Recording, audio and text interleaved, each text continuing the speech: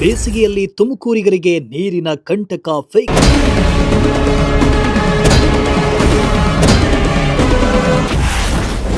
Dead ಸ್ಟೋರೇಜ್ಗೆ ತಲುಪಿದ ಬುಗುಡನಹಳ್ಳಿ ಕೆರೆ.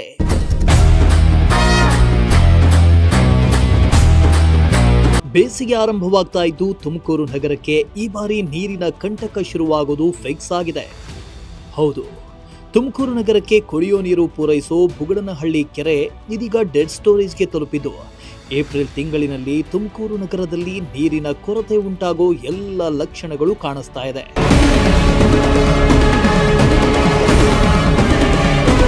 ಇನ್ನು ತುಮಕೂರು ಮಹಾನಗರಕ್ಕೆ ಈ ಬಾರಿಯ ಬೇಸಿಗೆಯ ಬಿಸಿ ತುಸು ಹೆಚ್ಚಾಗಿ ತಟ್ಟಲಿದೆ ಅಂತ ಹವಾಮಾನ ಇಲಾಖೆ ಮುನ್ಸೂಚನೆ ಕೊಟ್ಟಿದೆ. ಜೊತೆಗೆ ತುಮಕೂರು ನಗರಕ್ಕೆ ನೀರು ಒದಗಿಸುವ ಬುಗುಡನಹಳ್ಳಿ ಕೆರೆಯ ನೀರು ಈಗಾಗಲೇ ಡೆಡ್ ಸ್ಟೋರೇಜ್ ತಲುಪಿದೆ. ಇದರಿಂದ ನೀರಿನ ಆತಂಕ ಶುರುವಾಗಿದೆ. ಪ್ರಸ್ತುತ ಬುಗುಡನಹಳ್ಳಿ ಕೆರೆಯಲ್ಲಿ ಸ್ಟೋರೇಜ್ 170 MCFTಗೆ ಇಳಿದಿದೆ. ಈ ನೀರನ್ನ ಮುಂದಿನ 1.5 ತಿಂಗಳು ಸರಬರಾಜು ಮಾಡಬಹುದು. ಆದರೆ ಈ ಬಾರಿ ನೀರಿನ ಸಂಗ್ರಹ ಹಿಂದಿನ ವರ್ಷಕ್ಕಿಂತ ಕಡಿಮೆ ಆಗಿರೋದು ಆತಂಕ ಹೆಚ್ಚಿಸಿದೆ. 170 MCFTಯಲ್ಲಿ ಡೆಡ್ ಸ್ಟೋರೇಜ್ ನೀರಿನಲ್ಲಿ ಬಿಸಿಲಿಗೆ ಆವಿಯಾಗುವುದನ್ನು ಪರಿಗಣಿಸಿದ್ರೆ 150ರಿಂದ 120 MCFT ನೀರು ಮಾತ್ರ ಲಭ್ಯವಾಗಬಹುದು.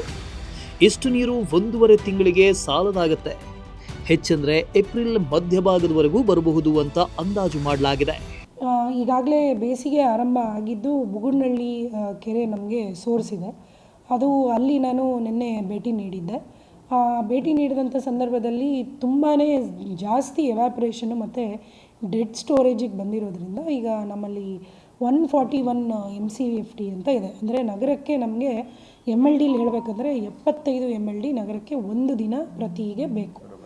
ಮತ್ತು MCFTಯಲ್ಲಿ ಮಿಲಿಯನ್ ಕ್ಯೂಬಿಕ್ ಫೀಟಲ್ಲಿ ಹೇಳಬೇಕಂದ್ರೆ ನಮಗೆ 2 MCFT ಬೇಕು. 2 MCFT ನಗರಕ್ಕೆ ಬರೋದರಿಂದ ನಾವು 14 ವಾರ್ಡ್ಗೆ ನಾವು 4 ದಿವಸ ಮತ್ತು 21 ವಾರ್ಡ್ಗೆ 3 ದಿವಸಕ್ಕೆ ಈಗಾಗಲೇ ಕೊಡ್ತಾಯಿದ್ದೀವಿ.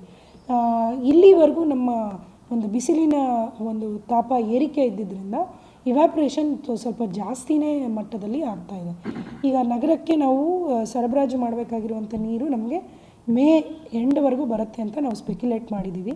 ಈ ಮಧ್ಯದಲ್ಲಿ ಬಿಸಿಲಿನ ತಾಪ ಬಹಳಷ್ಟು ಏರಿಕೆ ಆದಾಗ ನಮಗೆ ಅದು ಇನ್ನೂ ಪ್ರಮಾಣ ಕಡಿಮೆ ಆಗೋದ್ರಿಂದ ಸ್ವಲ್ಪ ನಮ್ಮ ತಯಾರಿಕೆಯಲ್ಲಿ ಏನು ಮಾಡಿದ್ದೀವಿ ಅಂದರೆ ಇದುವರೆಗೂ ನಾವು ಟ್ಯಾಂಕರ್ ನೀರನ್ನು ಯೂಸ್ ಮಾಡಿಲ್ಲ.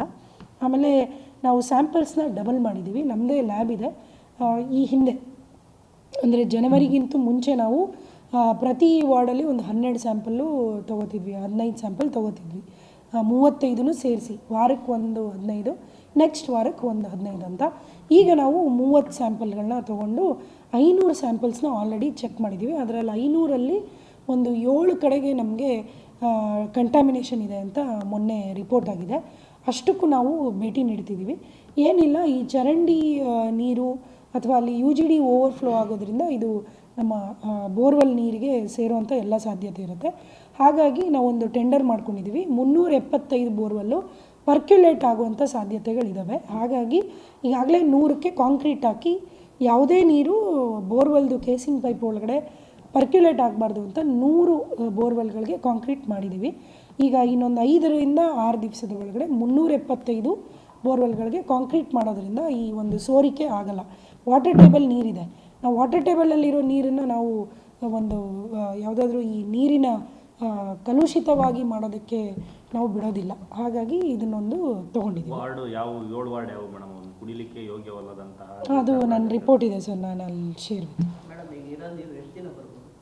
ಇರೋ ನೀರು ಮೇ ಎಂಡ್ವರೆಗೂ ಬರ್ಬೋದು. ಬಟ್ ತಾಪಮಾನ ಏರಿಕೆ ಆದರೆ ಅದು ಸ್ವಲ್ಪ ಡಿಪ್ಲೀಟ್ ಆಗ್ತಾ ಹೋಗುತ್ತೆ. ಅಂದರೆ ಮೇ 3rd ವೀಕು ಅಥವಾ ಮೇ 2nd ವೀಕ್ ಥರ ಹೋಗುತ್ತೆ.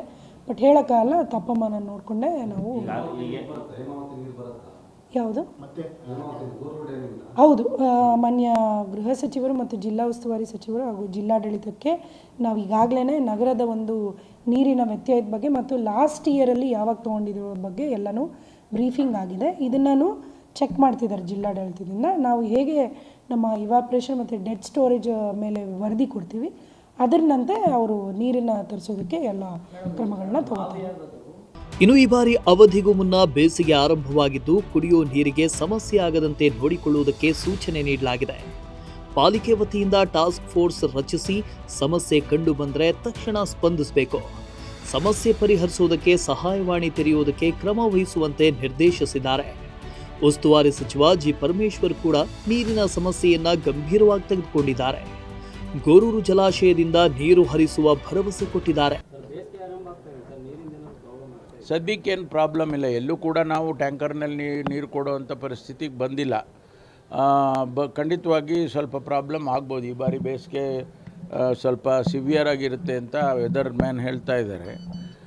ಅದ್ರ ಜೊತೆಗೆ ತುಮಕೂರಿಗೆ ಈಗಾಗಲೇ ಡೆಡ್ ಸ್ಟೋರೇಜಿಗೆ ಅದಕ್ಕೆ ನಿನ್ನೆನೇ ನಾನು ಹಾಸನ ಜಿಲ್ಲಾ ಉಸ್ತುವಾರಿ ಸಚಿವರು ಶ್ರೀ ಕೃಷ್ಣ ಬೈರೇಗೌಡರಿಗೆ ಮಾತಾಡಿದ್ದೇನೆ ಮತ್ತು ನಮ್ಮ ಹೇಮಾವತಿ ನೀರು ಸರಬರಾಜು ಚೀಫ್ ಇಂಜಿನಿಯರ್ ಇದ್ದಾರೆ, ಅವ್ರಿಗೂ ಮಾತಾಡಿದ್ದೀನಿ. ನಮಗೆ ಈಗ ತಕ್ಷಣಕ್ಕೆ ನಮ್ಗೆ 1.5 TMC ನೀರು ಬಿಟ್ಕೊಡಿ ಅಂತ ಕೇಳಿದ್ದೇನೆ.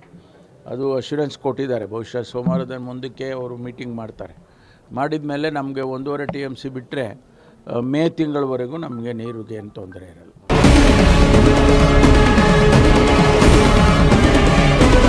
ಇನ್ನು ನಗರದಲ್ಲಿ ವಾರಕ್ಕೆ 3 ಬಾರಿ ಬಿಡುತ್ತಿದ್ದ ನೀರನ್ನ 2 ಬಾರಿಗೆ ಇಳಿಸಲಾಗಿದೆ. ಕೆಲವು ಕಡೆ ವಾರಕ್ಕೊಮ್ಮೆ ಮಾತ್ರ ನೀರು ಬಿಡಲಾಗ್ತಾ ಇದೆ. ಮಿತವಾಗಿ ನೀರು ಬಳಸುವಂತೆ ಪ್ರಕಟಣೆ ಹೊರಡಿಸಲಾಗಿದೆ. ಈಗಿನ ಪರಿಸ್ಥಿತಿ ನೋಡಿದ್ರೆ ನೀರಿನ ಹಾಹಾಕಾರ ಹೆಚ್ಚಾಗೋದು ದಟ್ಟವಾಗಿದೆ. ಬುಗಡನಹಳ್ಳಿ ಕೆರೆಗೆ ನೀರು ಹರಿಸದೆ ಹೋದ್ರೆ ತುಮಕೂರಿಗೆ ನೀರಿನ ಕಂಟಕ ಸೃಷ್ಟಿಯಾಗೋದು ಪಕ್ಕಾ ಆಗಿದೆ. ಕ್ಯಾಮರಾ ಪರ್ಸನ್ ರಾಕೇಶ್ ಜೊತೆ ದೀಪಕ್ ಕೆಂಕೆರೆ, ಪ್ರಜಾಶಕ್ತಿ ಟಿವಿ, ತುಮಕೂರು.